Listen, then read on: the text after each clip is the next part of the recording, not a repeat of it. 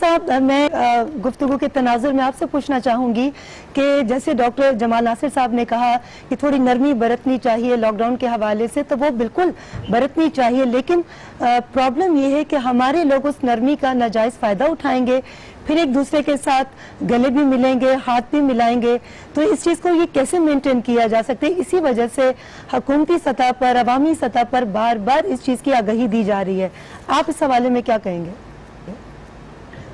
जी, मैं बिल्कुल सही बात है। देखें, बहुत ज्यादा अवाम को कहा जा रहा है और जो सर्वेज आए भी हैं वो भी ये कह रहे हैं कि अवाम भी उन चीजों को समझ रहे हैं।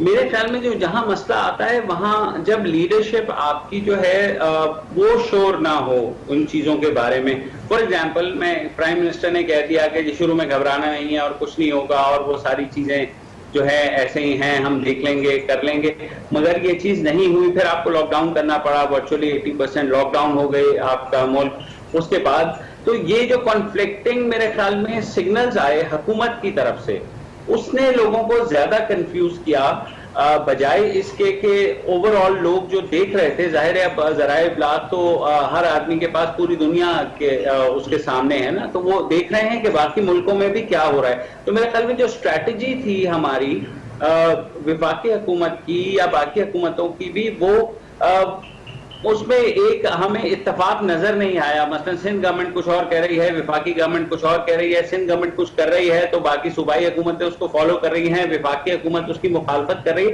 ये वक्त ऐसा नहीं था कि हम इस पे एक दूसरे से लड़ते झगड़ते या एक दूसरे को पर इल्जाम तराशी करते। इसी चीज ने अवाम को कंफ्यूज किया। जब आपके वजीर आजम आकर के कहेंगे घबराना नहीं है, कुछ नहीं होगा, तो लोग फिर उस चीज को इजी लेंगे। लोग कहते हैं कि हाँ जी ठीक है, हमारा वजीर आजम कह रहा है कि कुछ नहीं होगा, तो लिहाजा हम जाएं बाहर और कुछ भी नहीं होगा। रही सही